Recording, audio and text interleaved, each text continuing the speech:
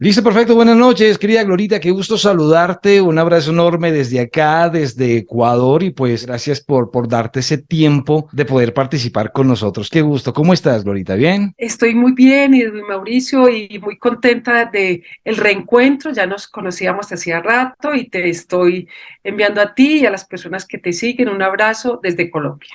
Para toda la gente que está ahí como al pendiente y quiere saber, bueno, quién es esta mujer que está acá, pues es alguien que he tenido la oportunidad de conocer, sobre todo porque hace tiempo atrás yo estaba predicando unas convivencias pues en una casa de retiros para un colegio católico y una monjita me dijo, oye, estamos nosotros también en retiros, estamos encantados porque estamos recibiendo una serie de conferencias que nos están sacudiendo, es como cuando vienen y le revuelven la vida a uno y me dejó tantas expectativas que yo le dije, oye, pero si está aquí esta amiga tuya, preséntamela. Y me dice, dame un momento y ya nos cruzamos. Y por ahí tuvimos la oportunidad de conversar, que fue unos 20 minutos tal vez, porque yo ya me atrasaba a dictar mis convivencias, pero me quedé encantado, quedé impactado y desde allí, pues he empezado a seguir el trabajo de Gloria con, así, con un poco más de lupa, tanto así que he podido adquirir algunos de sus libros, tengo que igualarme también, pero sí me dejó la inquietud. A mí me encanta la gente que estudia, la gente que se prepara. Entonces, ¿a qué se ha dedicado? ¿Cuál es el trabajo que ha hecho nuestra querida Glorita con detalle? Yo quiero compartirles un poco acá, que tengo esa información para que todos, pues, sepan exactamente con quién estamos hablando, ¿no? Porque a veces uno dice, bueno, ¿y quién es? ¿Y con qué autoridad lo dice? Entonces, bueno, permítanme un momento, ¿no? Y es que, pues, Gloria Sierra Uribe, nuestra invitada del día de hoy, es psicóloga egresada de la Universidad Inca de Colombia, especialista en salud mental, docente de diferentes universidades colombianas, entre ellas la Universidad Piloto de Colombia y la Universidad Distrital Francisco José de Caldas, autora de varios textos de la colección Renacer, publicados por la editorial San Pablo, entre ellos Para vivir los duelos, si nos amamos, amémonos bien, para continuar la vida, soltar para volar, uno y dos, despertares, de la mano con los niños, en coautoría con Maribel Rendón. ¿Qué más? Entre sus investigaciones y pasiones terapéuticas se encuentran los temas de pérdidas y duelos vinculados de la familia y de pareja.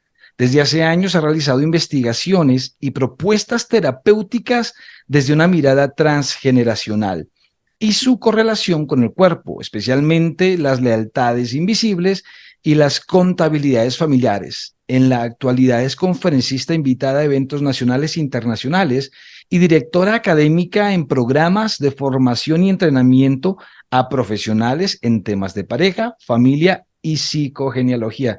Yo suelo decir, aquí hay más preparación, más títulos que un periódico, ¿no? Pero realmente admiro mucho a la gente que ha podido trabajar mucho su formación y desde ahí ese espíritu generoso.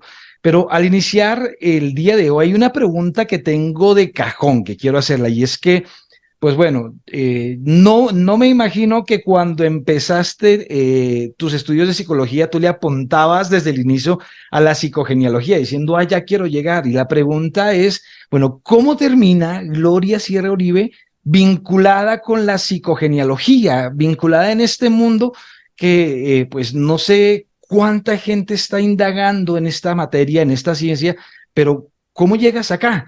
Esa es la primera duda que tengo para ti. Coméntanos.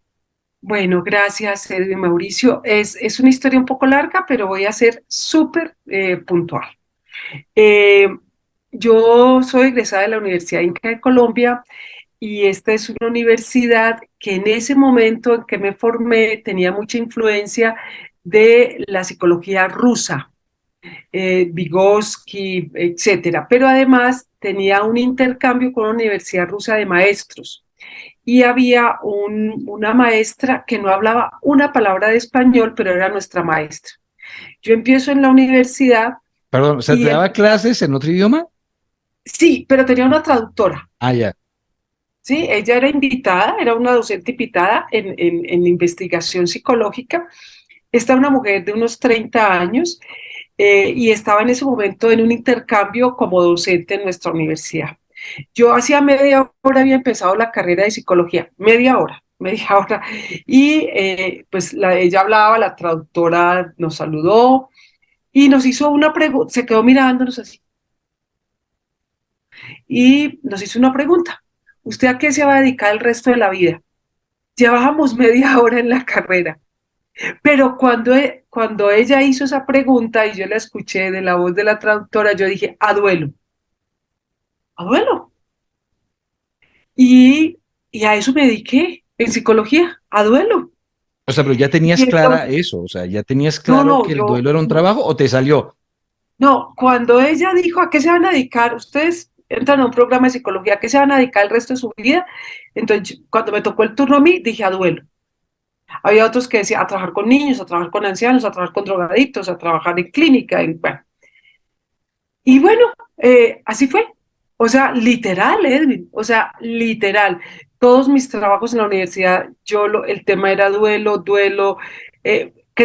Cuando terminé la carrera, yo empecé a trabajar en la universidad, inmediatamente terminé como docente. Entonces tuve la oportunidad de trabajar en investigaciones y creé una línea de investigación y de terapia sobre muerto y duelo en el contexto colombiano. Duelo, todo era duelo. Entonces empecé a trabajar con ASFADE, la Asociación de Familiares de Desaparecidos Políticos. Te Ya. estoy hablando que ya llevaba 15 años de ser psicóloga, ya tenía 3 libros publicados en duelo, tenía mucha investigación en duelo, una línea de investigación, Bueno, pero es 60 que trabajos de Colombia grado. en esa área sí tiene como bastantito, ¿no? Claro, a mí una vez en Argentina alguien me preguntó que por qué estaba trabajando tanto que dónde me había formado como tanatóloga y le dije, pues soy colombiana.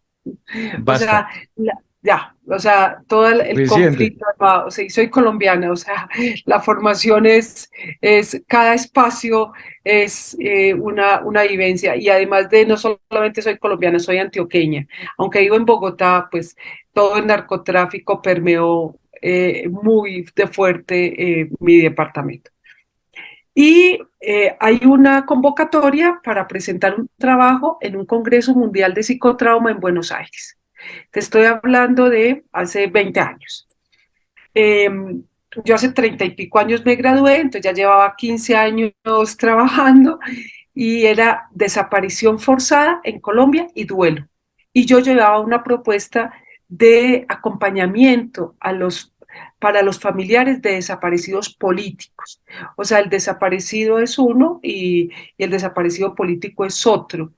Y los familiares viven un duelo que no termina nunca y que queda toda la vida en un escenario fantasmagórico de la tortura. O sea, no lo mataron, lo torturan, lo tienen de esclavo en la selva, etc. Y yo presenté la ponencia en este Congreso Mundial de Psicotrauma y cuando salí de la conferencia, una señora bajita, como de unos 50, ella estaba al final, era un salón, era como para unas 40 personas y había unas personas de pie atrás. Y yo salgo y 2 personas querían como hacerme algún comentario, ella esperó y cuando termina me dice, doctora, yo quiero dar las gracias eh, porque usted no tiene ni idea lo que sus palabras han hecho en mi corazón. Y este libro es para usted y para su país. Y yo vi que ella empezó a caminar y había una mesita con unos libritos y me lo regaló. Pues yo le dije muchas gracias, lo cogí, lo puse así en mi corazón y decía, ay, mis ancestros, de una mujer que se llama Ana Anselin Schusenberger. Y ese día es un antes y un después en mi vida, no en la psicología, en mi vida. O sea, Entonces mi no conferencia, conocías de esta autora. no conocía nada. Ya, Entonces yo estaba hospedada en el mismo sitio donde era el evento. ya. Estaba hospedada, entonces pues la conferencia fue como a las 11 de la mañana. Yo cogí el libro, me fui al restaurante y empecé a hojearlo. Edwin Mauricio, hojeando. Yo iba comiendo y seguía leyendo, seguía leyendo, seguía leyendo, seguía leyendo. 2 de la tarde, pedí un café, 3, 4, 5, 6, 7. Me tomé un té, 8, 9, 10. Seguí, no paré. Y lo único que quería era llegar a Colombia. No quería nada más, no quería más eventos, no quería hacer, pues yo en ese momento estaba en la decanatura del programa de O psicología, sea, pero así de iba a hacer algo, impactante fue que te lo iba, devoraste en sí, una tarde. sí, sí, no, Ya. ya te voy a contar por qué. Entonces, yo tenía una misión como decana de hacer unos contactos, unos convenios, y yo pues tuve que hacerlos, obviamente, pero yo no quería sino llegar a Colombia. Llegar a Colombia y buscar a mi familia Sierra, porque yo soy Gloria Sierra Uribe, pero mi papá se murió hace muchísimos años, se murió muy joven, y mi papá siempre nos contó una historia porque yo el único Sierra que conocía era mi papá. Y él nos contó una historia de que los abuelos se murieron y que cada uno se casó y nosotros vivíamos muy lejos del lugar donde él nació.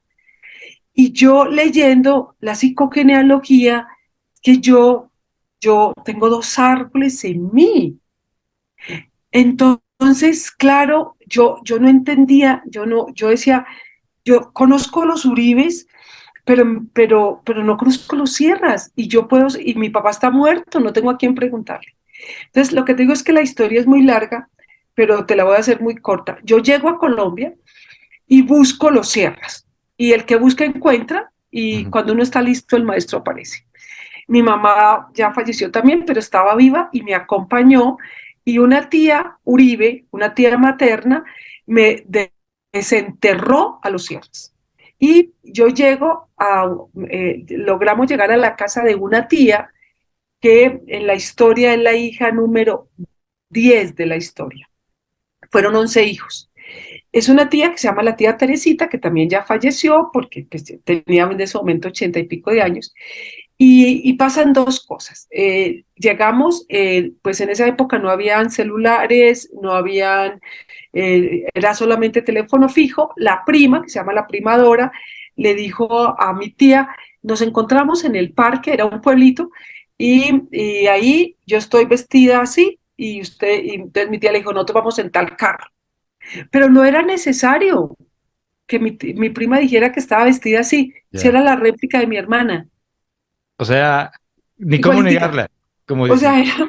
la mejor prueba de ADN en mi vida era ver a Ya, mi prima Dora y ver ya. a mi hermana mayor que estaba Qué conmigo. prueba de sangre ni qué, nada, ya. Ya. Y llegamos a la casa de mi tía, una mujer absolutamente hermosa. Y mi mamá le hizo, le tocó las manos, le dijo yo, pues tu hermano, Pedro Julio, que era mi esposo, ya se murió el hermano. Y mi tía se puso muy triste, se puso acongojada. Dice, pero mira, yo estoy aquí por una razón, es mi hija. Y le cuenta, ella está buscando sus raíces, ella acaba de llegar de Buenos Aires, le dieron un libro y ella quedó muy inquieta y le hizo como el encuadre. Y, y Perdón, es que pero ¿qué emociones, qué sensaciones tú tenías previos a este no, encuentro? ¿No era muy no, no, desafiante no, internamente? no, no, no. Además que te voy a contar todo, Ya. pues en resumido. Yo fui con mi cuñado, el esposo de mi hermana mayor, que era pues la cómplice también en esto, y él y yo nos quedamos, mi mamá le estaba contando todo esto a mi tía y le estaba contando que yo trabajaba en duelo, y mi cuñado y yo estábamos, no habíamos pasado a la sala, estábamos todavía porque mi mamá cogió a mi tía Teresita, la besaba, la tocaba, pues era conocer a alguien de la familia de un hombre que amó toda su vida. Entonces mi cuñado me miraba y yo lo miraba porque era la casa de ellos, idéntica, físicamente. O sea, los espacios eran iguales. A la Era, casa aquí de tus estaba, padres. no, de la de mi hermana mayor. Ah, ya, ya, ya. Ya, ya, ya. O Y sea, yo, pero es que no impactado. nos conocíamos, nos acabamos de ver en la vida. Y mi cuñado me decía, parece mi sala. Y era su sala. Y por eso yo después escribo una categoría que se llama lealtad espacial. Ah, ya. Genial. Cómo los seres humanos queremos, consciente o inconscientemente, replicar los espacios de nuestros ancestros.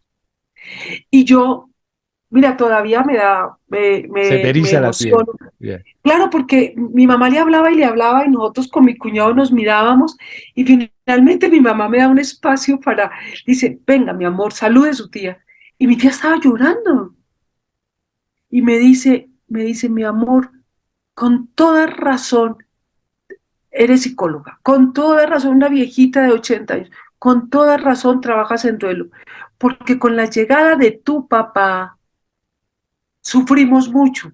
Yo no decía nada, Edwin Mauricio. Y ella se queda mirando y me dice, cuando tu papá nació, la abuela murió en el parto. Ya. ¿Tú esa historia la sabías? No, no, es que yo acababa de conocer la única sierra en mi vida después de mi papá. Ya. Y mi papá lo que nos dijo es que sus papás se habían muerto y sus hermanos se habían ido. Ya. Era mi historia. Y entonces, y me dice, y más triste, lo más triste de todo, es que el abuelito, o sea, mi papá, nuestro papá, no soportó la muerte de nuestra mamá, que murió de 30 años y mi papá era el hijo 11, 30 años en Ya. el parto. Y él se cerró en un cuarto y se murió de pena moral, o sea, se murió de duelo. Fuerte, fuerte. Y entonces, cuando ella me dijo eso, yo entendí todo. O sea, entendí lo que le contesté a mi profesora rusa cuando entré a estudiar psicología. ¿A qué se quiere dedicar toda la vida? A duelo. Eso se llama carrera de reparación. O sea, mi primera carrera, yo soy administradora de empresas, lo que pasa es que nunca lo he ejercido. Y antes de terminar administración de empresas, que fue presión familiar, empecé a estudiar psicología. Terminé psicología y el primer día dije, voy a trabajar duelo. Y trabajé duelo 15 días en algo que se llama en psicogenealogía impulso ciego. O sea, yo lo que estaba haciendo era, mi papá generó todo, la llegada de mi papá al árbol generó este duelo tan complejo, una herida que queda 4 generaciones, más de 100 años. O sea, la llegada, la vida generó la muerte de los padres, porque esta se murió en el parto y este se murió de dolor. Entonces yo lo que hice fue reparar el dolor que causó mi padre. Como no se lo podía reparar a la familia Sierra porque no la conocía, se lo reparé al mundo. Y entonces esas son carreras de reparación. La primera terapia psicogenealógica que hice en mi vida fue con mi abuela, Mercedes, mi abuelo y mi padre. Ya. Entonces los senté en algo que los psicólogos llamamos la silla vacía, coloqué abuela Mercedes, mi abuelo, es que no recuerdo, me cuesta mucho porque mi abuelo Jesús, mi padre Pedro Julio, entonces coloqué a la abuela Mercedes, a mi abuelo Jesús y a mi papá. Hice el primer guión, ahora te explico qué es eso, la terapia, en la lógica terapéutica. Y yo me hice en el consultorio que yo tenía en ese momento, yo tenía un consultorio, pero la primera terapia genealógica fue esa. Entonces los puse al frente y les dije, abuelo, abuela, siento mucho lo que pasó con la llegada de mi padre. Pero cuando ustedes se embarazaron de él, eran adultos. Y cuando uno es adulto, toma riesgos. Y cuando toma riesgos, uno de ellos es que uno se puede morir en el parto. Y abuelo, siento mucho tu dolor, pero ese dolor no es mío, es tuyo. Te lo devuelvo. Y papá, tú eras un niño, tú no tenías que sufrir tanto dolor. Entonces, papá, quiero que sepas que ya por ti esa deuda del árbol la pagué. Tú estás en paz y yo también. Pero tú Y tuviste a que hacer una los tres, preparación para ese momento. claro, no, total. Eso fue mucho después de haber llegado de Medellín, la hice en mi consultorio en Bogotá, sí, preparé todo para hacerlo, me preparé yo para hacerlo. Y a los tres les pedí permiso para hacer mi vida a mi manera y salirme del impulso ciego y de la deuda y de la contabilidad familiar. ¿Qué efecto sientes tú después de este momento? No, te voy a contar. Cuando salgo del consultorio, yo salgo del consultorio y en ese momento, pues lo cerré en pandemia, pero el consultorio era un espacio muy lindo que además era un espacio que tenía, la serie del consultorio tenía un pequeño jardín. Y ese pequeño jardín, yo salí, cerré el consultorio para significar que cerraba un capítulo de mi vida. Yo iba a escribir con la editorial 16 libros de duelo, o sea, era una colección de duelo. Me habían aprobado esa propuesta en San Pablo y salí, cogí, yo creo que en esa época no habían celulares, pero cogí el teléfono, inalámbricos sí había, le marqué a la editorial, hablé con el director de la editorial y le dije, padre, voy a reservarme su nombre, eh, padre, quiero hablar con usted, y entonces me dijo, ¿de qué, Glorita? Entonces le dije, padre, ¿usted me puede dar una cita? Y me dijo, no, dígame, voy a estar muy ocupado y me voy a Italia, dígame qué quiere. Yo, padre, necesito pedirle un favor, y es que quiero cambiar la línea de duelo y quiero trabajar otros temas, especialmente pareja. Me dijo, tranquila, mijita, usted decide. Ah, ya. Te dio Y carta abierta. entonces, al minuto de haber salido, de haber hecho la terapia, ya había tomado una decisión. Ya no tenía impulso ciego. Entonces, ese camino, claro, tenía el libro de Anna Anselin Schussenberger, tenía esto que había vivido familiarmente, empecé a decantar, empecé a buscar quién más trabajaba psicogenealogía, pues en el país nadie estaba trabajando psicogenealogía. Se estaba introduciendo un poco de constelaciones familiares, que es distinto. Empecé a buscar y a buscar y a buscar, y entonces encontré fue más la línea francesa de Anna Anselin y de algunos autores franceses y algunas traducciones. Encontré a Elizabeth Horowitz, que la hemos traído 2 veces a Colombia, etcétera. Y tuve la gran fortuna de la especialización en desarrollo humano, hablar con mi decana en la Universidad Distrital y proponerle una línea de familia y psicogenealogía, que yo me estaba autoformando, pero que Ya. quería proponer a los estudiantes que hiciéramos investigación. Y tomé de base el libro de Anna Anselin Schussenberg. Y empiezo todo este trabajo.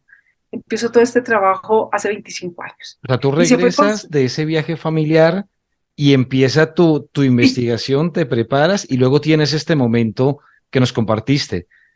O sea, pero ha sido, o sea, prácticamente como armar la estructura porque no tenía las herramientas a la mano, ¿no? no, no, nada. Y yo empiezo a trabajar psicogenealogía con el libro de Anna Anselin Schussenberg. O sea, con el libro. Pero Pero sí, académicamente en la universidad, ¿qué efecto te dejó eso? Porque me hiciste el comentario de que tú ya ibas por una línea, ¿no? Dando las conferencias sí, y todo este tema, sí, pero te claro. cambió también el libreto por ese lado. Claro, había una línea de investigación que era muerte y duelo en el contexto colombiano. Entonces lo que hice fue cambiar de línea, y hay un psicólogo que ojalá puedas algún día entrevistar, es un hombre maravilloso, que se llama Pablo Daniel Acero, que él trabaja duelo, y él empezó a ser el director de la línea de duelo. Yo no volví, el último libro que escribí de duelo fue post pandemia, se llama El dolor al honor, pero fue un poco entendiendo que se había transformado mucho la vivencia luctuosa, y bueno, ya hacía 15 años no escribía nada de duelo, y escribí este libro que es un folletico que se llama Del dolor al honor, para poder que la gente entendiera una categoría que se llama los multiduelos, que fue lo que vivimos en pandemia. Pero me alejé de duelo, no atiendo pacientes en duelo, lo hago más de conferencias, ¿sí? Si me invitan, pues he estado muchísimos, después de todo esto hicimos con el padre Arnovi Álvarez una gira internacional de pérdida y duelo y de sanación psicoespiritual, que fueron 63 eventos multitudinarios, o sea, de 1000 personas en duelo. Y hacíamos una explicación del duelo, una terapia del duelo y una parte espiritual del duelo. O sea, en ese sentido, pero ya no desde el nivel de involucramiento, que eso en psicogenealogía se llama el entramado. O sea, yo Ujú. estaba pagando una deuda de mi padre. Hay un libro bellísimo que se llama Este dolor no es mío, que te lo puedo compartir para que se lo compartas a la gente, que también lo pueden ver en Ah, una buenísimo. serie turca que hay, que se llama Mi otra yo, y es mucho de las cosas nuestras no son nuestras, son dramas de nuestros antepasados que no resolvieron, mi padre no pudo resolver ese drama, y una descendiente lo resuelve. Y yo, la vía de resolución, hay 2 vías de resolución: la repetición o la reparación. Ya. Yo hubiera podido repetir, es me caso y dando a luz me muero. Pero ¿cuál es la más frecuente de estas dos? O sea, porque al no No, tener conocimiento, no, uno no puede es reparar. inconsciente. Es inconsciente, Edwin. O sea, la estructura del inconsciente. O sea, todo lo que yo hice hasta ese día de Buenos Aires estaba en mi inconsciente. Pero algo llega y te mueve las memorias. O sea, pero puede haber Y una pues, reparación inconsciente también. no, la mayoría son inconscientes. Yo estaba haciendo una carrera de reparación inconsciente. Ya, genial. Yo hubiera podido seguir administración de empresas, pero la elegida era yo, por el árbol. Y tú te preguntarás, ¿quién es el elegido del árbol? ¿Y por qué fuiste tú y no otro hermano? Somos 11 hijos. Mi papá fue el hijo 11, fueron Pero, 11 hijos. ya. Y él hizo una familia idéntica a la que no tuvo. Fuimos 11. ¿Y tú eres el número? Y yo no te voy a contestar porque tú le vas a preguntar eso a Marta Esperanza Fonseca, que es la Pues, persona de la novela natal. Tú le dices, con Glorita hablamos esto de por qué ella fue la elegida para hacer la reparación. yo Y ella te va a quiero, hablar de un tema que tú anota por ahí que se llama fidelidades. genial. Hay una duda que tengo aquí, o sea, porque voy como visualizando tu historia, tú me vas contando y yo voy como viéndolo desde arriba y tratando como de Sí, armar algunas cosas. Y sí me queda la duda, por ejemplo, una vez que tú tienes este evento en Argentina y de ahí para allá te empiezas a especializar, digámoslo así, en el tema de la sí, psicogenealogía. O sea, sí, hay un momento donde tú miras atrás y empiezas a atar cabos y empiezas a decir, ah, por esto esto, por esto esto, por esto lo otro. O sea, sí, ¿qué sensación te deja? Porque hasta ese momento imagino que tú tienes una lógica del por qué y luego sí, es encontrar otra lógica detrás. O sea, ¿qué efecto te sí. va provocando y qué descubres mirando atrás, ¿no? Te lo voy a contestar distinto. Lo que yo viví, lo viven nuestros estudiantes de los diplomados. Uno vive algo en la vida y uno cree que es así porque ni siquiera puede explicar. Uno dice, pues porque sí. Pero cuando tú encuentras respuestas, la vida te cambia y tú cambias con la vida. O sea, con eso que encuentras y con la terapéutica también cambias. O sea, y te lo voy a explicar. Si yo no hubiera hecho el acto terapéutico con mi abuelo Jesús, con mi abuela Mercedes y con mi padre, yo hubiera seguido trabajando posiblemente en duelo, porque es necesario que yo ponga eso en palabras. Es necesario que ellos son los grandes, yo tengo que honrarlos y pedirles permiso. Y yo sabía eso porque había leído un libro bellísimo de un hombre que se llama Bert Hellinger, que es el padre de las constelaciones familiares, que tiene un libro bellísimo que se lo recomiendo, que son los órdenes del amor. Entonces, cuando yo hago este ejercicio terapéutico, yo quedo libre. Y cuando tú quedas libre, porque mientras tanto tú haces acciones que no son tuyas, son tu inconsciente te manda. Lo que pasa es que tú estás seguro que son tuyas. Ya. Y El desde ahí inconsciente, sientes que decides. claro, el inconsciente Jung decía lo que para el consciente es un problema, para el inconsciente es la solución. O sea, para mí podía ser, la gente me decía, ¿y usted por qué trabaja en medicina legal? ¿Y usted por qué gusta trabajar tanto con los muertos? ¿Y usted por qué trabaja con pacientes de SIDA? Y yo decía, pues porque me gusta. Y dice, pero a uno cómo le va a gustar día y noche estar trabajando con la muerte. Eso era un problema, la muerte, el duelo, el asesinato, el suicidio, un problema. Yo estaba trabajando con un problema, pero en mi inconsciente era la solución. ¿Qué significaba? Que yo tenía que también liberar a mi padre de la culpa que sus hermanos le generaron porque le decían, por usted estar vivo, estamos sin papá y su mamá. Y no, no era mi padre. Los responsables del embarazo fueron el abuelo Jesús y la abuela Mercedes. Pero una descendiente tenía que reparar. Y no, con ellos no, porque ni los conocía, lo reparé con la humanidad, pero era suficiente. Claro. O sea, Y claro, lo que porque estabas viviendo en orden a otra dinámica, ¿no? No, no a un claro, proyecto y lo personal. hubiera hecho toda la vida, lo hubiera hecho toda la vida. O sea, si yo no llego a Buenos Aires, yo lo hubiera hecho toda la vida. Pero O te bueno, dejaba después, satisfacción personal también. claro, total, total. Y una cosa súper linda es que, y esto, pues, la única opción que tengo de contártelo es la credibilidad. O sea, no puedo tener ninguna otro, no, no tengo nada más. Es que como yo leí toda la noche como una loca, y yo tengo un hermano psicólogo, yo dije, yo le voy a comprar el libro a mi hermano.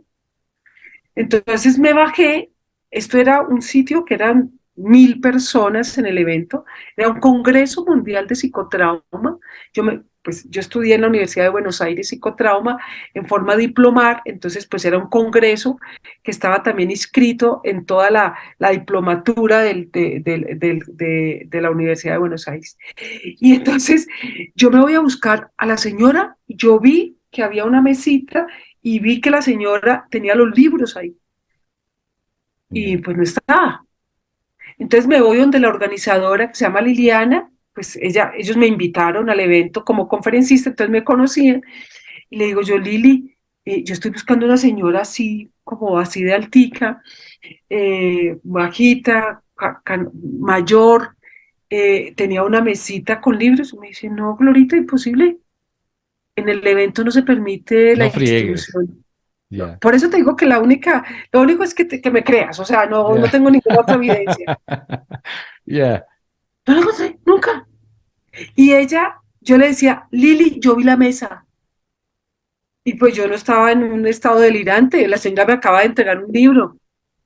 Pero, ¿y qué te dijo? O Me sea, dijo, no, no, es que no se permite, el evento eso no se permite. O sea, pues, Glorita, perdóname, pero la señora colocó la mesa, te regaló el libro y quitó la mesa, pero imposible. Entonces, yo digo que como que hay unas coincidencias tan hermosas en este despertar genealógico y yo empiezo a dedicar mi vida entera a la psicogenealogía, o sea, mi vida entera, porque para mí la vida entera es la psicogenealogía es el hermoso arte y amoroso arte de ordenar, de dejar todo en orden. Entonces, dejar al abuelo en orden, o sea, usted fue el que decidió, eso es un suicidio, usted lo hizo, pero no por lo que usted hizo, yo tengo que trabajar toda la vida con personas que se quieren suicidar, que eso es su responsabilidad, usted era adulto. Abuela Mercedes, usted se embarazó, o sea, te lo pongo en orden. Y papá, pues tú eras el bebé, a ti te tocó una vida y un destino muy complicado, pero yo que soy de tu descendencia, no acepto este dolor. Entonces, el orden es a cada cual lo que le corresponde, pero a ¿no crees todos que hay gente dejarlos en su lugar. que cuando descubre esto puede, o sea, tomar una decisión propia no significaría ser desleal con los suyos, con sus ancestros? Una decisión Claro, tan fuerte. O sea, el porque árbol te va a reclamar, el es árbol te va a duro. seguir reclamando, el árbol te va a seguir retando, pero si haces el componente terapéutico, no. O sea, con esto te estoy diciendo, no basta con que conozcan la historia, tienes que elaborarla, trabajarla y transformarla. O sea, tú no basta, yo me pude haber quedado así. No, pues ya, pero esto que es el impulso ciego son acciones y comportamientos que tú haces por lealtad a tu árbol, pero que no son tuyos ni te corresponden a ti. Porque el árbol siempre te va a pedir lealtad. Y esta es una categoría transversal en la psicología, en la psicogenealogía, la lealtad. O sea, uno al árbol le debe, a los papás le debe la vida, los cuidados, el amor, la educación, la comida, uno les debe muchísimo, uno recibe de ellos lo mejor que se llama el libro de méritos, pero eso tiene un costo. Sea leal, Claro. ¿sí?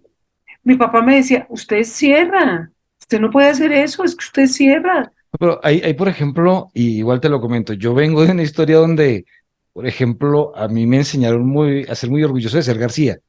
Claro, O sea, y uno sí queda con ese efecto. Yo he visto otras personas, amigos míos, que tal vez el hecho de su apellido no les representa tanto, pero yo crecí escuchando eso, y eso que, ojo, ¿no?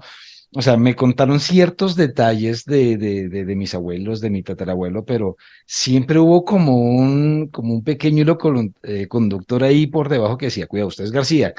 sí. Y yo he sentido, por ejemplo, eso al momento de tener que realizar ciertas acciones, o sea, que no me voy a amedrentar, o sea, ¿qué le pasa? O sea, yo no me voy a quedar botado aquí, papá, o sea, seguimos por muchas razones, y Claro, este es una de esas, ¿no? claro. Creo que es lo que uno le van enseñando, ¿no? Esa lealtad, puedes llamarle tú, o va por ahí. Sí, lo que pasa es que eso ya corresponde a otro momento. O sea, en la genealogía, en la psicogenealogía trabajamos tres momentos que si tú los conectas van a ser tu historia, tu vida.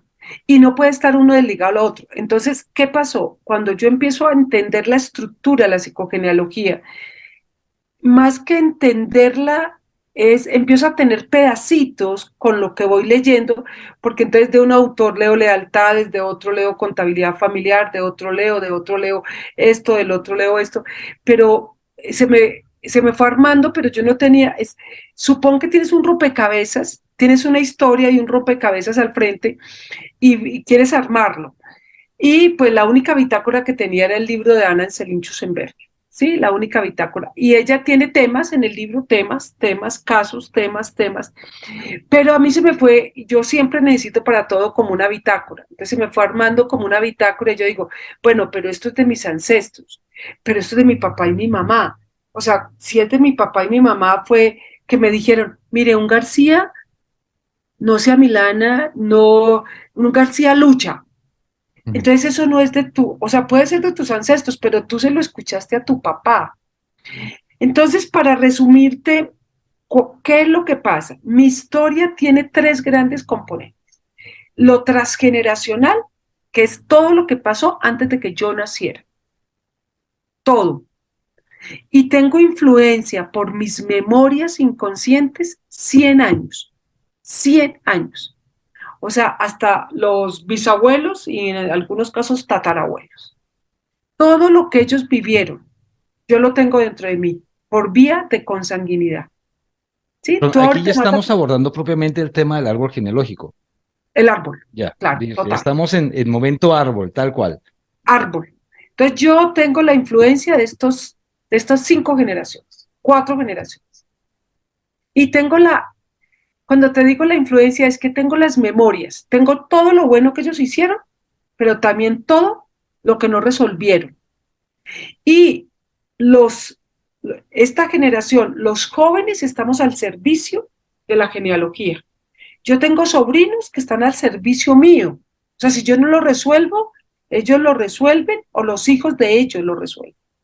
Porque siempre estamos al servicio del árbol. O Eso sea, yo es, resuelvo un tema, o sea, corto esa influencia en mi descendencia. claro, si tú lo resuelves ya. O sea, si por ejemplo tus abuelos hicieron un despojo de tierras, tú te das cuenta.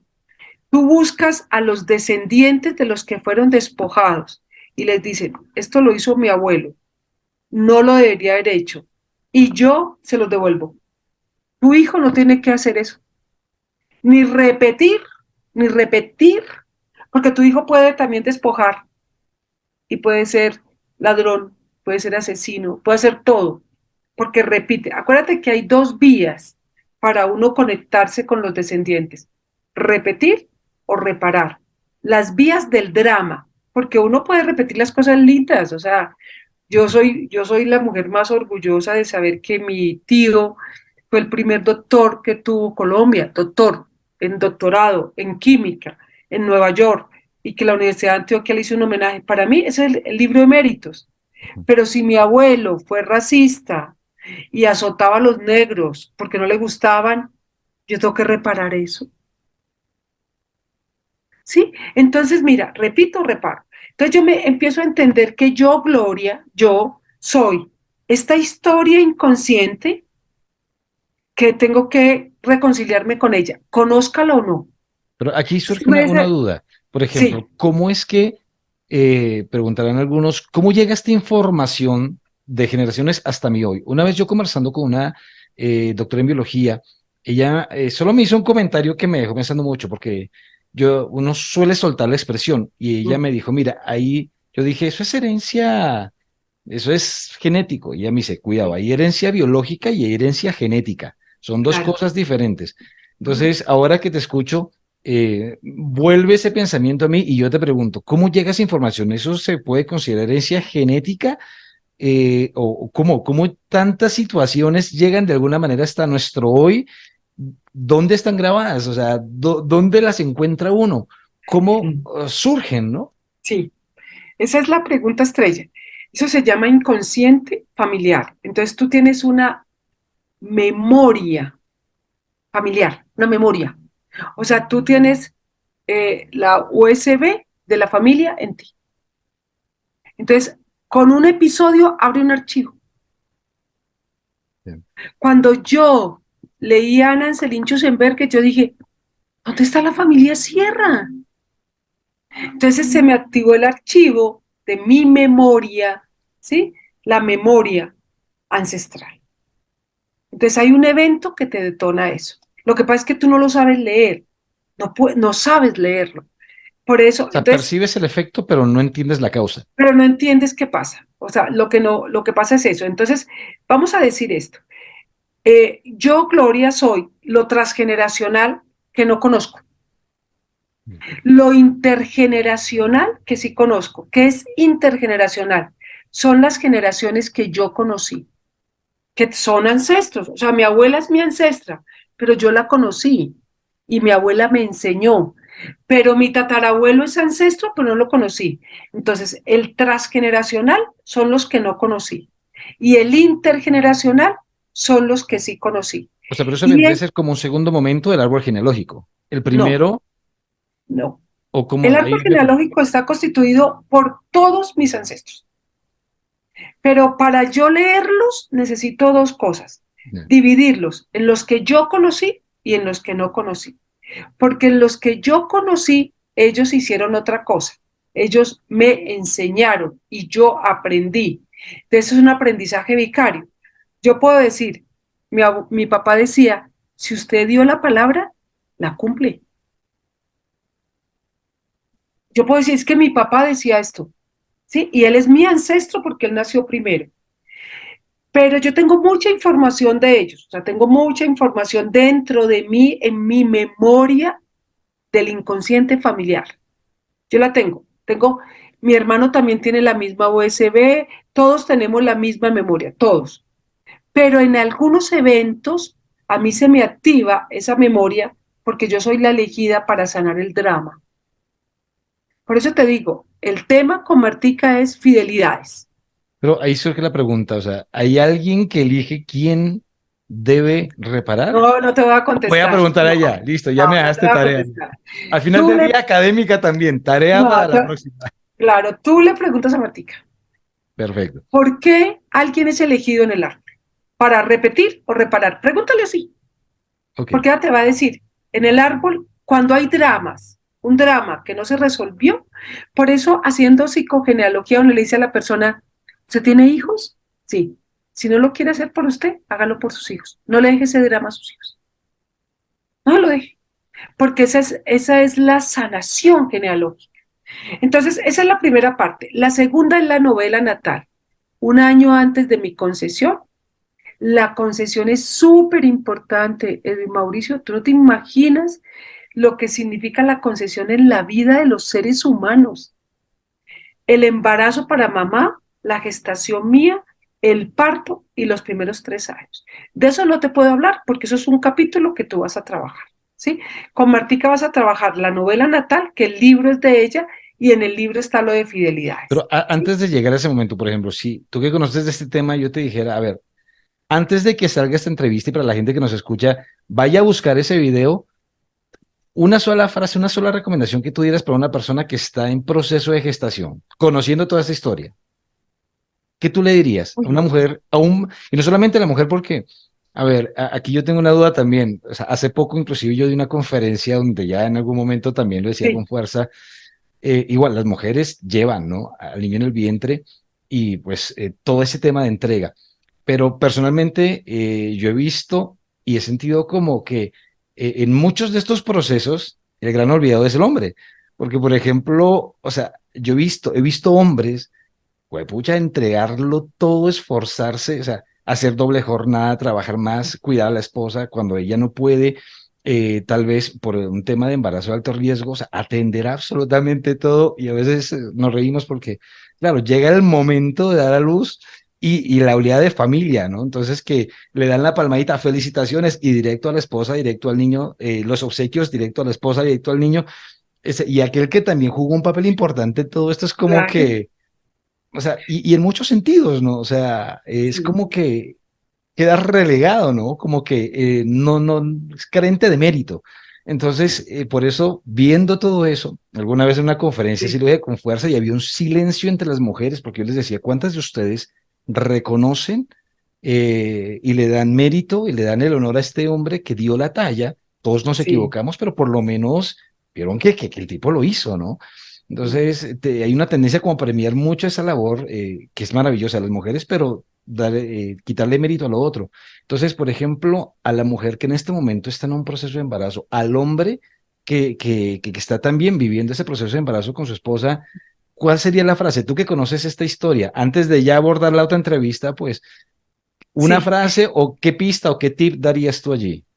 Yo voy a decir algo que dice Martica y que también lo dice el doctor Guillermo Carvajal Corso, que es un psicoanalista muy reconocido en el país, que lo puedes datear. Y él dice, la función del hombre en el embarazo de su esposa es hacerla feliz, Tarea. no más. O sea, que ella esté en absoluto amor, o sea, que ella se sienta amada, respetada, valorada, consentida, mimada, y que su hijo reciba todo ese amor de papá, que le hable, que le diga, que ella se sienta segura. Sí, para el hombre es muy difícil el no reconocimiento, pero mi mamá decía, si la mujer tuviera un parto y el hombre tuviera el segundo, en todas las familias habría dos hijos, no más. El hombre Basta. no haría, la mujer se arreglaría el tercero, el hombre al cuarto no. Entonces, pero el hombre tiene una gran función. Ese es su hijo y con que su esposa, él tenga la certeza, ella tenga la certeza de la seguridad, del acompañamiento.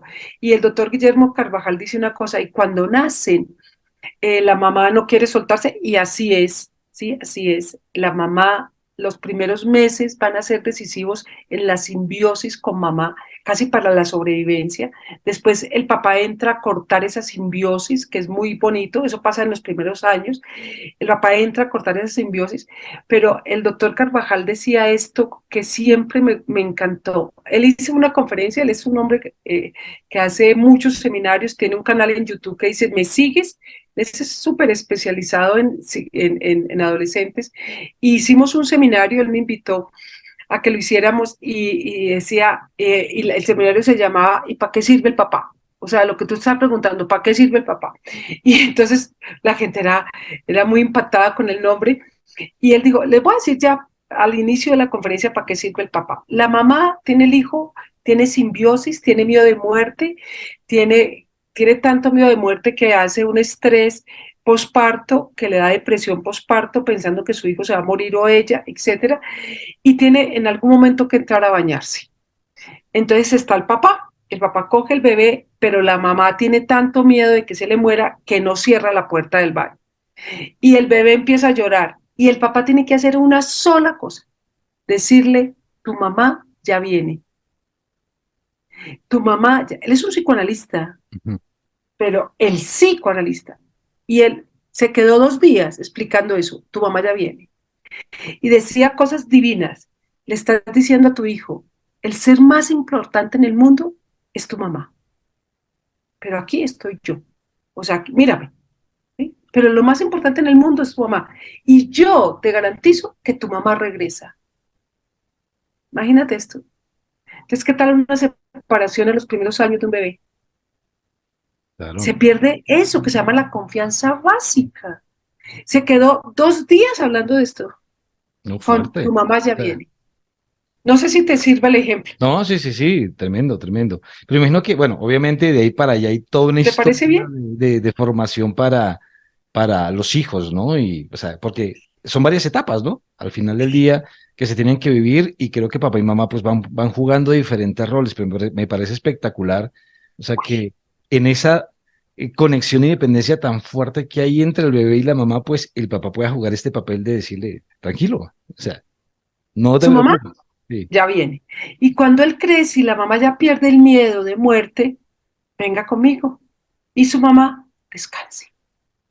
Entonces es muy bello. O sea, yo tengo una certeza, yo no sé si tú transitas por este mundo de la formación y la capacitación, es que la certeza que tengo es que si a nosotros nos enseñaran las paternidades y las maternidades y la construcción de esto, de que la vida no es este último pedacito ni el motivo de consulta, que es lo que le enseñaban los psicólogos, sino que nos enseñan la vida en esta magnitud, tendríamos personas mucho más autorrealizadas, mucho más tranquilas, menos de todo, menos violencia, menos separaciones, menos de todo eso tan disruptivo.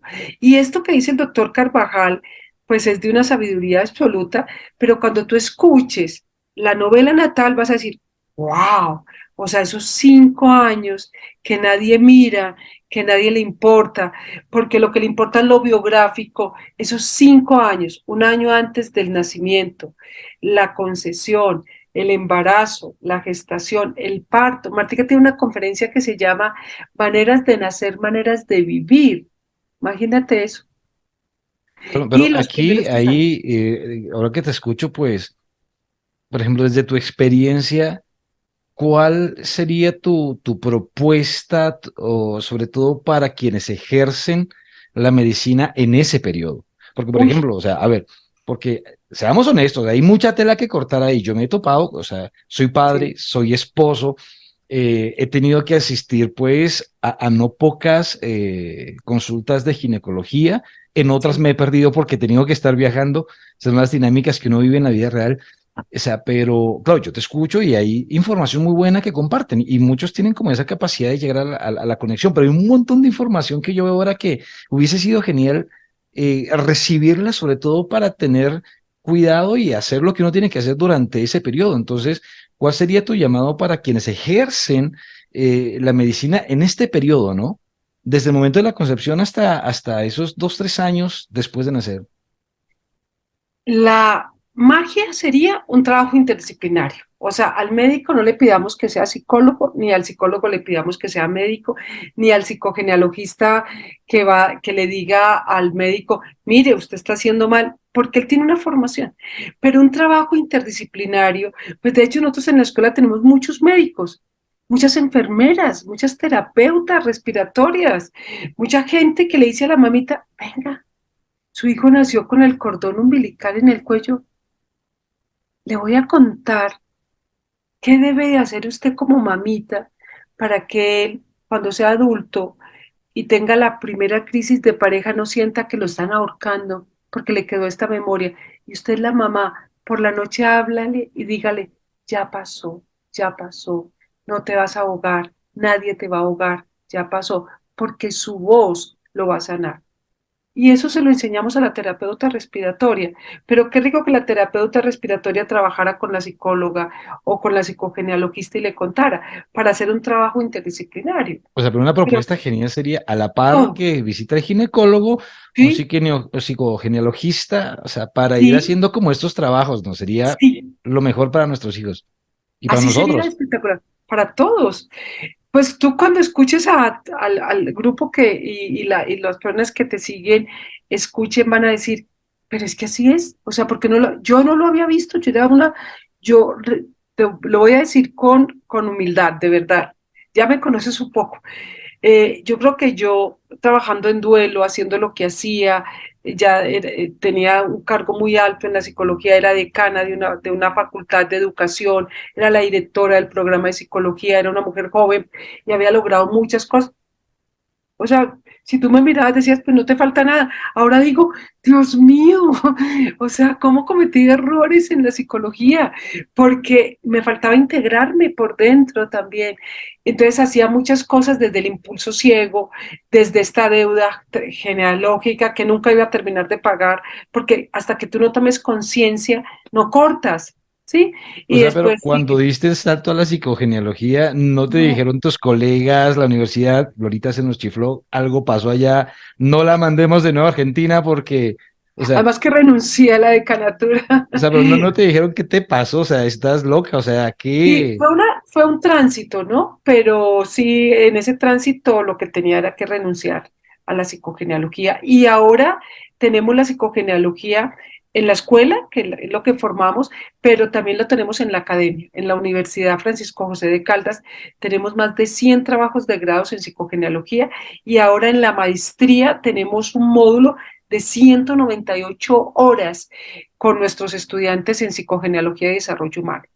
Entonces, mira, te resumo. Yo soy esta mujer transgeneracional que tengo toda la memoria de mis 4 generaciones, que tengo influencia de ellos y que no conozco, pero que haciendo psicogenealogía puede decir, ¿cómo vas a buscar? Hay unas llaves maestras, son 14. Entonces son 14 llaves maestras. Una son las lealtades familiares, otra son la contabilidad familiar, el síndrome de aniversario, el efecto Seygarner, los secretos, la cripta y el fantasma. Esas son las 14 categorías. Todas las personas de la escuela las manejan, eh, las tienen que manejar perfecto para ser psicogenealogistas. Después está la novela natal, que es el entrenamiento en esos 5 años. Y después está lo biográfico, que Eso es sería el lo tercer que momento. el tercer momento. Es después de los 3 años, tú tienes una vida. ¿Sí? Entras a la escuela, sales de tu árbol y encuentras el mundo, ¿sí? Porque ahí te llevan al jardín, te llevan, y ahí empieza otro mundo que se llama lo biográfico. La psicología clásica, que la honro, la respeto, la amo, va al motivo de consulta, o sea, lo último que te molesta. Entonces tú llegas al terapeuta y dices, tú me dices, Glorita, tengo una crisis con mi esposa y queremos resolver esta crisis. Tenemos una crisis de comunicación con mi esposa. Y yo, ese es el motivo de consulta, juiciosa lo anoto, el motivo de consulta y es, empiezo a indagar en qué momento empezó la crisis, fue después de la llegada de Daniela, nosotros éramos una pareja muy bien, pero llega nuestra hija, y yo les doy unas técnicas comunicacionales, hago con ustedes un par de terapias, baja el estrés sistémico y dicen, uy, nos fue súper bien, estuvimos en 3 citas con la psicóloga y nos fue súper bien, nos estamos comunicando mejor, ya. Eso también O sea, es es más súper de válido. tipo analgésico, tú le dirías Sí, sí, así. sí, sí, sí. Ya. Hay un incendio y tú llegas con un Una manguera. extintor. Dependiendo del incendio, un extintor grande, una manguera grande, llamas a bomberos o no. Pero a los 4 meses tú me llamas y me dices, Glorita, ¿te acuerdas de mí? Yo soy de Mauricio, estuve con mi esposa, que teníamos un problema de comunicación, pero mira, no sé, quisiéramos vernos nuevamente contigo porque, no sé, estamos por un momento, pasando por un momento como complejo. Queremos contarte. Entonces llegan a consulta. ¿Qué les pasa? No sé, es que es como si fuéramos otras personas. O sea, nació Daniela y no nos conectamos ni en lo afectivo ni en lo sexual. Y yo decía, yo no podía vivir sin esta mujer y ahora digo, ¿cómo estoy viviendo con esta mujer? Sí, o sea, como que nos desconocemos. Nuevamente, entonces otra vez volvemos. Estamos en los últimos 10 minutos de la historia. Entonces, cuando llega ese segundo momento, yo puedo hacer algo como terapeuta. Cojo otro extintor, revivo, les digo, no, ustedes lo que les hace falta, hay una energía que es la energía sistémica que se les robó, la energía íntima de la pareja y lo íntimo no es lo sexual, y se dedicaron solamente a la niña y a la preocupación de la crianza y de la universidad de la niña y de la plata, entonces perdieron el vínculo afectivo como afecto, pero lo podemos recuperar, y entonces traigo una manguera más grande, entonces les hago ofertas, ¿por qué no dejan la niña un fin de semana con la mamá y ustedes se van de vacaciones? Bueno, puse más detallistas, celebrarle el cumpleaños y listo. Pero a los 8 meses me llaman y dicen, no, esto no da más. Sí. Bueno, y créeme que lo he visto con frecuencia. Así funciona. Eso es esto. Por eso digo, funciona. En algunas personas dicen, no, ya fuimos al psicólogo y ya está bien, o se separan o sigue así. Y lo que yo creo especialmente en el trabajo de pareja, que es como mi gran trabajo después de lo de duelo, es que las parejas se acostumbran a vivir mal, Bien. se acostumbran, se acostumbran a vivir y hacen algo que es muy, muy, muy triste y es que validan el estar mal como una forma natural de vivir en pareja.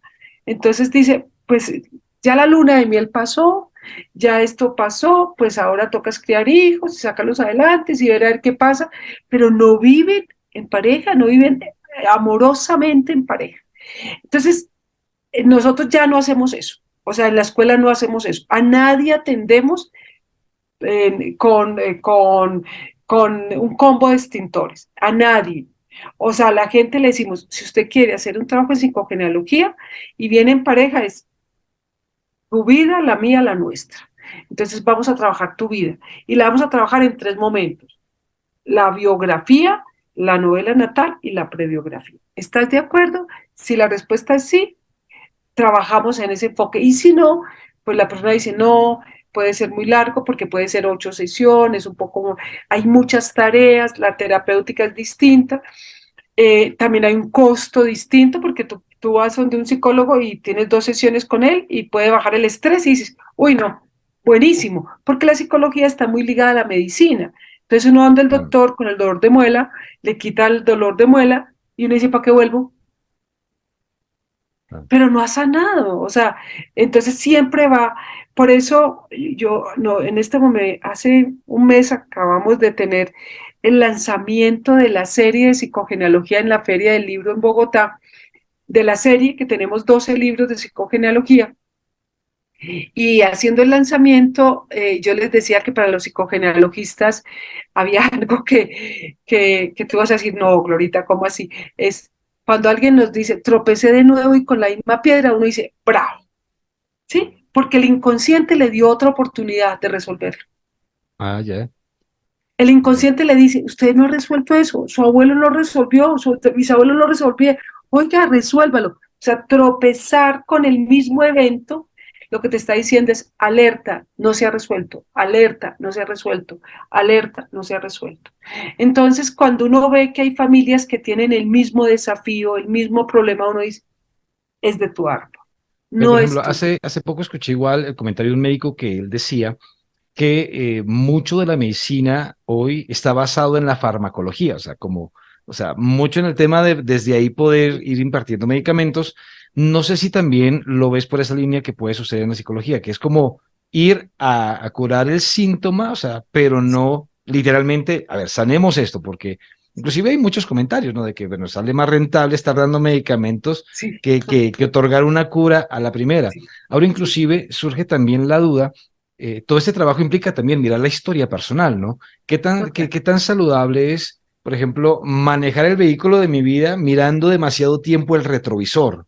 O sea, mirando hacia atrás, sabiendo que debo tener esa proyección hacia adelante. O sea, Sí. ¿cómo es ese equilibrio o cómo lo interpretamos? Porque, claro, alguien que escucha puede decir, sí, sí, pero te la pasas mirando hacia atrás, te la pasas ahí como que revisa y revisa en tu historia y el hoy, o sea, porque conozco mucha gente de esa línea, ¿no? ¿Cuál sería Sí, entonces, en este sí. caso, el argumento? Bueno, el retrovisor de un carro solamente sirve para una cosa, para avanzar. Si tú lo miras mucho, te matas. Ujú. O sea, tú solamente lo miras cuando ves, cuando quieres avanzar, o si no, no lo miras. Entonces, en esa lógica, si tú tienes un desafío, quieres avanzar y no has podido resolver tu desafío, tienes que mirar el retrovisor. Ya. Punto. O sea, no hay nada más, no hay ninguna otra posibilidad. O sea, si tú quieres avanzar y no puedes avanzar, o sea, te lo voy a decir en pareja, me quiero separar, no puedo, no puedo. Es que no puedo, es que no tengo miedo, tengo angustia, pero es una relación tóxica, es patológica, es enfermiza, es todo, no puedo. Y tú le dices, eso no es tuyo, porque tú, es imposible que tú de 33 años, abogada, con dinero, con todas las posibilidades, hablando 3 idiomas, teniendo toda la familia que tienes, todo el respaldo, no te puedes parar. No puedo. Prefiero morirme. No puedo. ¿Puedes? ¿Cómo que no puedes?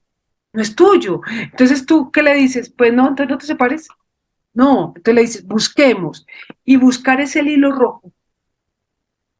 Y tú puedes encontrar en esta mujer que tiene unos papás divinos, que tiene una familia divina,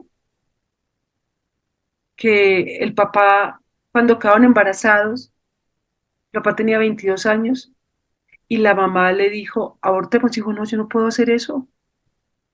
Yo prefiero hacer lo que sea para estar con mi hija. usted y yo nunca nos vamos a separar. Y a la niña, en su vientre le quedó la información, usted y yo nunca nos vamos a separar. Entonces ella se encuentra con un hombre que, no es, que puede ser tóxico, pero ella tiene una memoria que dice, usted y yo nunca nos vamos a separar. Entonces no puede. Y tiene todos los recursos hoy y no puede. Entonces a ti no te parece muy sospechoso ese no puedo. Eso se convierte en el hilo rojo. O sea, con ese hilito me voy a buscar. ¿Dónde está? Mírate, Leo. La contraportada del libro de Amores que matan, amores que sanan, que es el último libro, que es Genial. el último libro publicado que salió hace un año. Sé que me golpea, me maltrata, pero si él me abandona, prefiero morirme. No sé vivir sin su amor. Estas palabras de una consultante de 35 años me llevaron como mujer, psicóloga, terapeuta de pareja a buscar razones y explicaciones de por qué alguien podía desear morirse antes de cerrar una relación a todas luces tóxica. Inicialmente pensé que era sencillo encontrar las causas, quizás en una baja autoestima, que es lo que hacen los psicólogos, en el miedo a la soledad, que es súper válido, o quizás en algo un poco más evidente, tener validado el maltrato en la familia de origen, o tal vez algunas razones de índole económico o de aprendizajes en relaciones anteriores. Ver tanto sufrimiento silenciado, tantas personas acorraladas en relaciones desastrosas, sin salida, envejeciéndose, sin más remedio que la resignación, el silencio, la tristeza y el abandono afectivo, esperando que el tiempo pase y que quizás algo extraño suceda para poder salir de esa cárcel llamada amor. Me dio las fuerzas para develar el paso a paso de estas relaciones tóxicas que pueden terminar en psicopatía y esclavitud emocional.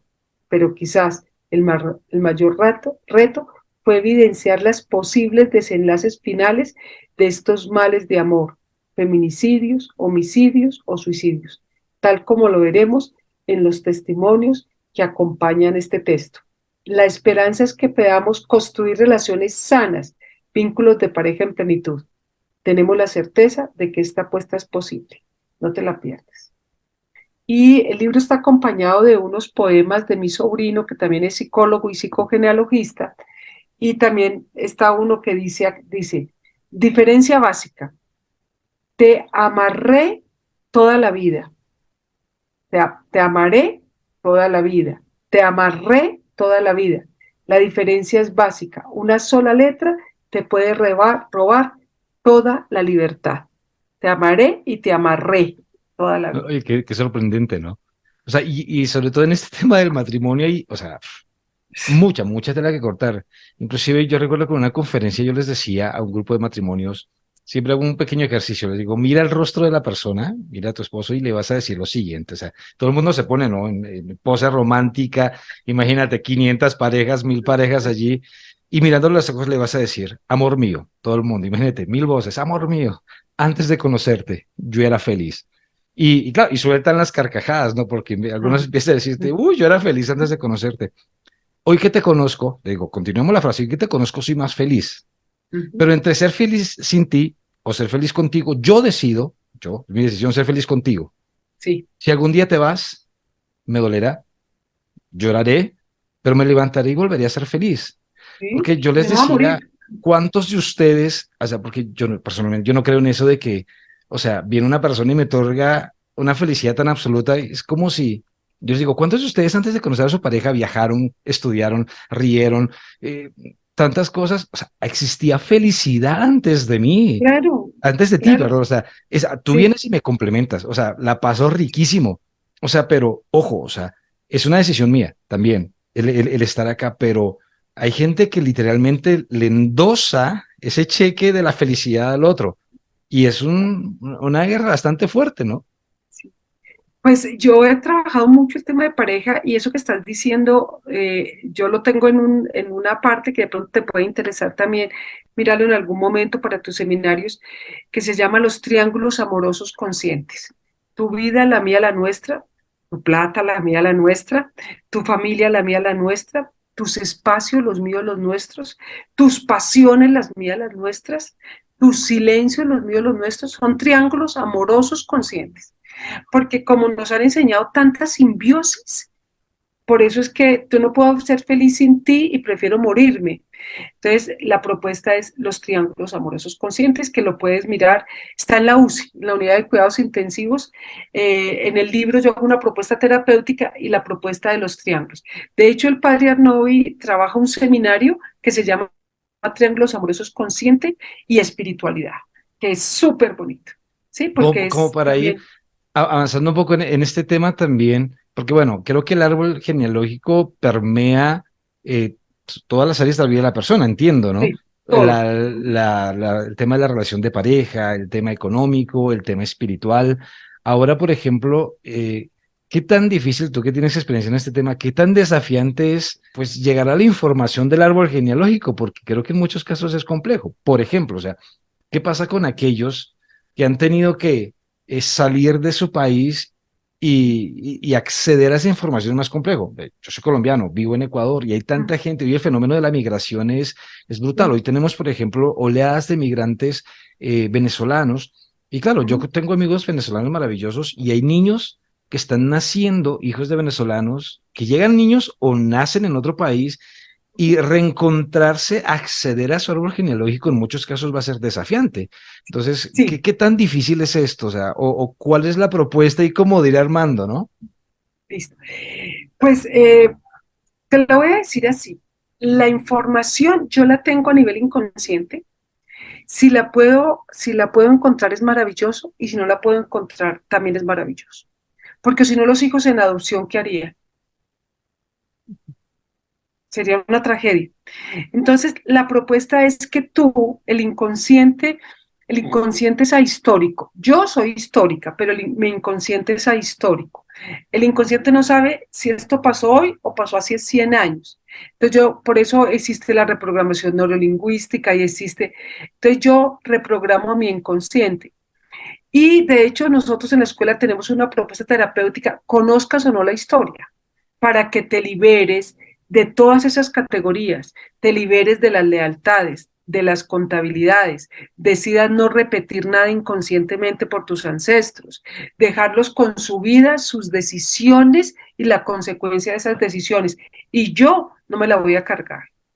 Y yo, como adulta, tomo conciencia genealógica y no le dejo deudas a mis descendientes. Punto. Entonces hay una terapia que se llama los honro, me voy. Cuando nosotros hacemos los cursos, que son una semana, hacemos formación para formar terapeutas, pero cuando hacemos los cursos una semana, hacemos esa terapia. O sea, las 50 personas sanan con sus ancestros para no repetir ni reparar. Si tú ya sabes, pues haces la terapia focal, esa se llama terapia esencial, que es macro. Tu mamá no te va a decir cómo fuiste concebido, no te lo va a decir. No, creo que hay detalles que se omiten, ¿no? No, no, y no te lo va a decir, o sea, no va a decir, su papá llegó borracho, no, no te lo va a decir, pero hay una sintomatología asociada que te puede ayudar a comprender que es muy probable que tú fuiste un hijo concebido por abuso, porque el abuso no es solamente el que está afuera, el abuso puede ser el esposo que llega en unas condiciones de exigencia sexual. Entonces, esa concesión violenta deja unas memorias en ti y uno las puede identificar. Entonces, ¿uno va a atormentar a la mamá? No. Uno hace la terapia que se llama Reescribiendo mi novela natal. Profe, Es, en el caso de aquellos que empiezan su terapia psicogenealógica y, por ejemplo, pueden haber como dos alternativas, ¿no? Aquellos que empiezan a buscar en su árbol genealógico, a buscar culpables, ¿no? Como a buscar sí, dónde está, que quiero ir perseguirlo, agarrarlo y estrujarlo.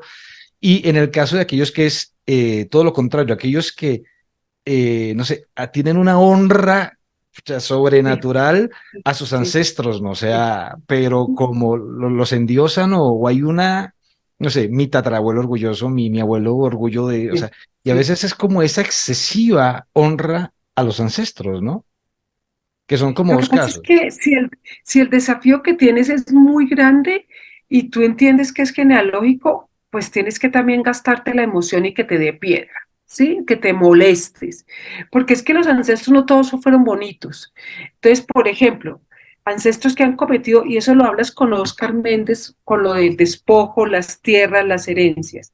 Y después yo de descendiente trabaje y trabaje y trabaje, y el dinero, tengo problemas grandísimos con el dinero, y es porque todos mis ancestros fueron los ladrones.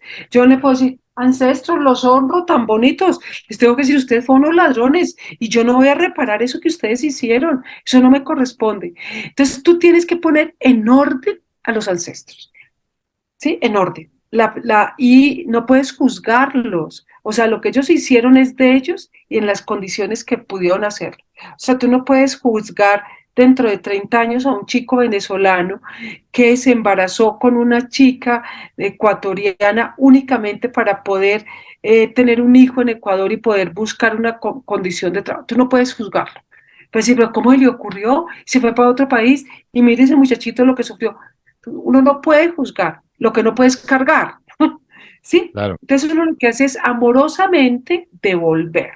Entonces, mira, Edwin, para que cerremos y tú, si te parece, yo te puedo hacer es como una maquetica de cosas que quedan para que tú vayas trabajándola con terapeutas y tengamos la posibilidad de compartirte esto, que es un mundo unas pildoritas.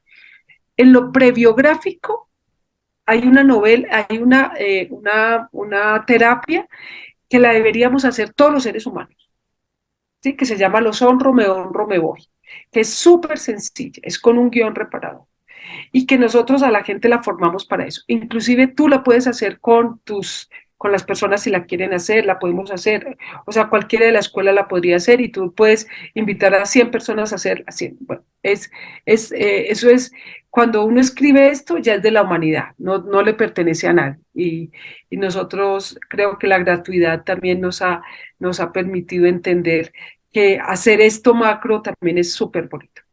Cuando tú pones ese hilo rojo, te das cuenta que el problema fue el abandono del padre en el tercer mes de la mamá y esta muchachita quedó con un síndrome que los vínculos de pareja le duran 3 meses porque tiene la memoria que vivió su mamá con su papá. Tenemos una terapia que escribió Martica, se llama Reescribiendo mi novela natal, para uno soltar eso que le pasó antes de su concesión hasta los 3 años. Y cuando uno necesita resolver algo de lo biográfico, tenemos otra terapia esencial que se llama cerrando ciclos. O sea, yo necesito cerrar un ciclo. Yo salí con mucho odio de tal sitio y yo no quiero que eso me siga haciendo ruido, voy a cerrar. Entonces, o sea, el árbol ir al árbol, uno puede encontrarse con muchas cosas dolorosas del árbol.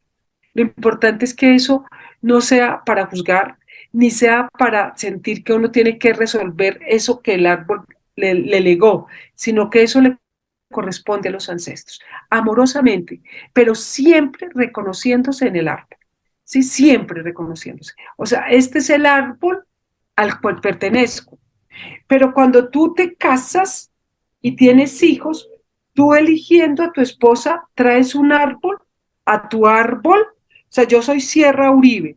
Y si yo me caso con alguien Pérez, entonces mis hijos van a ser Pérez Sierra. O sea, yo a mi árbol traigo otras, y por eso se van armando. Entonces yo traigo los Pérez y traigo todo lo de los Pérez y mis hijos tienen lo de los Sierra Uribe y lo de los Pérez Ramírez. Entonces eso se va armando, por eso saber genealogía es magia, porque tú lo que haces es tejer. Y los psicogenealogistas lo que hacemos es tejer estas 3 historias y le decimos a nuestro consultante, encontré un síndrome de aniversario, lo vamos a resolver con esta terapia.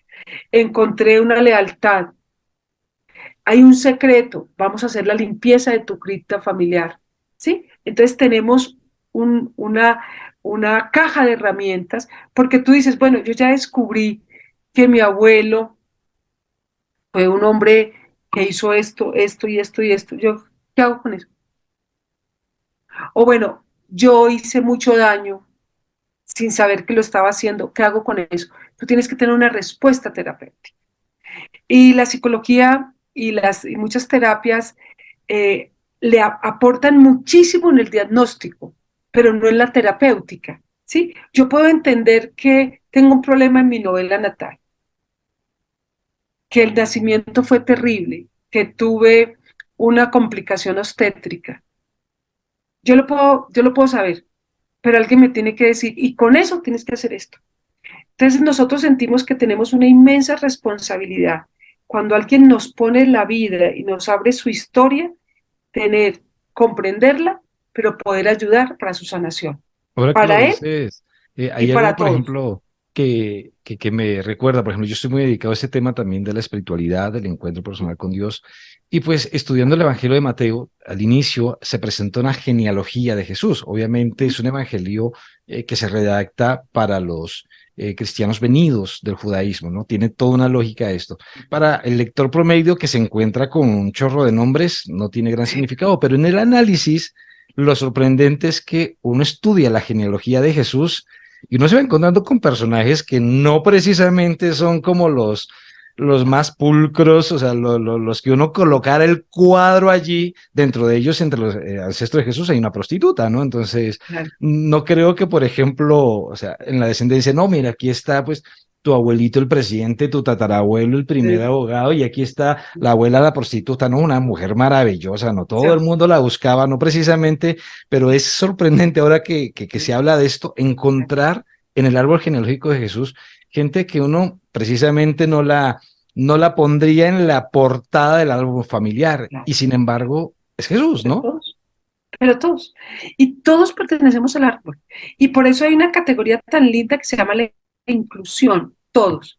Yo puedo estar o no de acuerdo con lo que hace mi hermano, que es alcohólico. Puedo o no, Gloria, yo, Gloria, pero él es mi hermano. No lo puedo excluir, no lo puedo esconder, no lo puedo minimizar. Él es mi hermano. Así como está mi hermano mayor, que es escultor.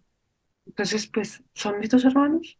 Cada uno con un desafío. Lo que es interesante es qué le pasó a mi hermano para que fuera alcohólico y qué le pasó a mi hermano para que entre muchas de las cosas que hace en su vida sea escultor, estando en el mismo árbol.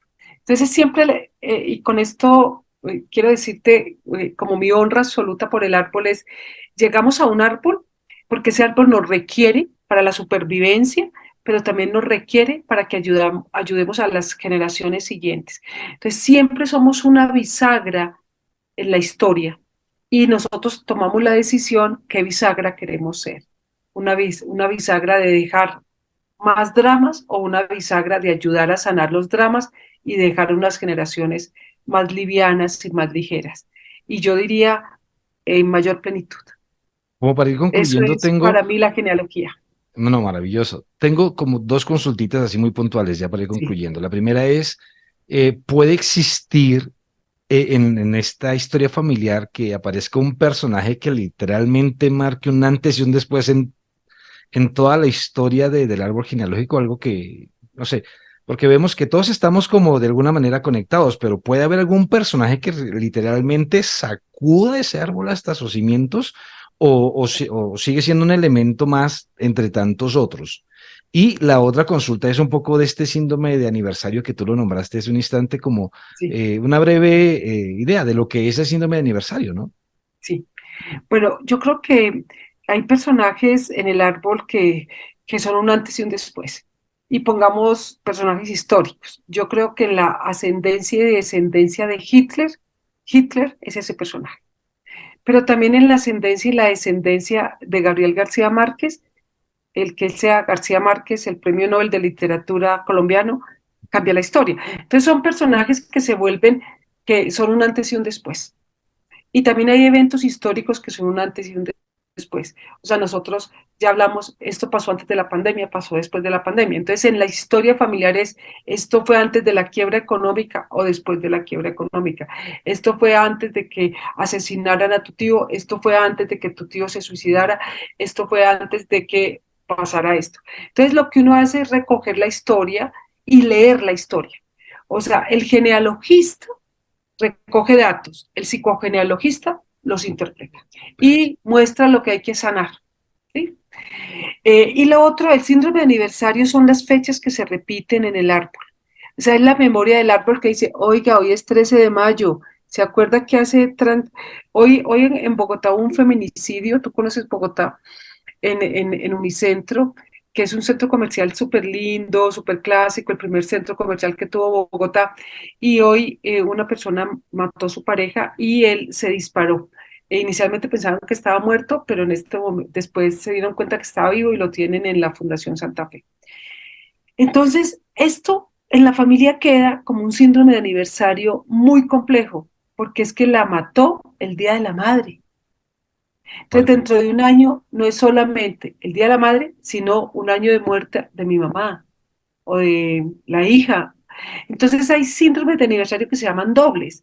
Es la gente que se mata o comete un acto ilícito un 24 de diciembre, un 31 de diciembre, que son fechas que son súper significativas. Y el síndrome de aniversario personal, es cosas que me pasan a mí. Yo tengo una ruptura de pareja en febrero y yo empiezo en febrero del año siguiente a decir, siento como triste, no sé qué me pasa, estoy como rara. Entonces una amiga de la oficina me dice, ay, Glorita, ¿y hace un año no terminaste con Efraín? Yo, ay, claro, con razón. Tu ser te recuerda y entonces ella te dice, pero usted debería conseguirse otro hombre. Pero usted todavía guardándole el luto a ese man. Entonces, el síndrome de aniversario aparece para que tú resuelvas en el árbol o en ti. Pero es importante poderlo identificar precisamente, ¿no? Claro, claro, claro. Y uno, ¿cómo le pregunta a la persona el síndrome de aniversario? Le dice, ¿en qué meses usted? Hay gente que te dice claramente, a mí todo me pasa en abril. No, para mí abril, yo paso abril y digo, uy, ya, no, todo me pasa en La abril. salvé. Y sí, ya, pero es porque esas fechas para el árbol son de... Y ese síndrome lo trabajó Ana Ancelin Schussenberger mucho en su libro Ay, mis ancestros. ¿Por qué lo trabajó? Porque ella atendía en una clínica en París y atendía niños que hacían problemas respiratorios, pero hacía problemas respiratorios en unas estaciones donde no estaba ese problema respiratorio. ¿Cómo así?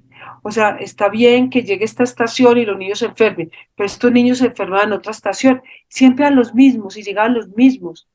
Y ella empezó a investigar y estos niños estaban recordando con su asfixia que sus abuelos habían muerto en una cámara de gas en un campo de concentración nazi y eran descendientes de judíos. Pues es todo el trabajo de investigación que hace, ¿no? Para Entonces, poder llegar a esa claro, conclusión. claro, porque empezó a hacer la historia de los niños, estos niños quiénes son, qué les pasó, por qué hacen por qué se enferman siempre, porque recordaban la muerte de sus ancestros en el campo de concentración. Y aparece, no es de ella el síndrome de aniversario, es de una mujer, es una psiquiatra norteamericana y ella lo empezó a entender en Francia, decía, esto tiene conexión con lo que hace esta psiquiatra norteamericana, que no recuerdo el nombre, no lo recuerdo. Y esta mujer trabajó el síndrome de aniversario, que es súper bonito. Te puedo pasar el dato de la psiquiatra. No, buenísimo, pues. Quería, Glorita, agradecerte un montón por habernos dedicado todo este tiempo y se nos ha ido volando. Y bueno, ya tengo tarea aquí porque nos has nombrado un montón de libros. A mí me encanta este tema de la lectura, me parece maravilloso y pues creo que a través de los libros podemos encontrar caminos, opciones, Sí. respuestas. Y bueno, me doy a la tarea de ir tomando pues todos los títulos que has nombrado, dejarlo abajo igual en los comentarios para que la gente pueda también acceder a esa información que me parece maravilloso. Y pues cerrar también este pequeño conversatorio comprometiéndote para encontrarnos en una futura reunión y seguir abordando algunos temas que creo que van a surgir bastantes inquietudes y preguntas.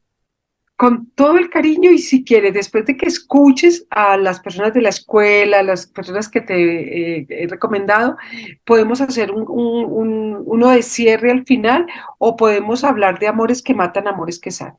Ah, súper Porque bueno. realmente creo que el vínculo que más nos desafía es el vínculo de pareja, porque es cuando dos árboles se encuentran.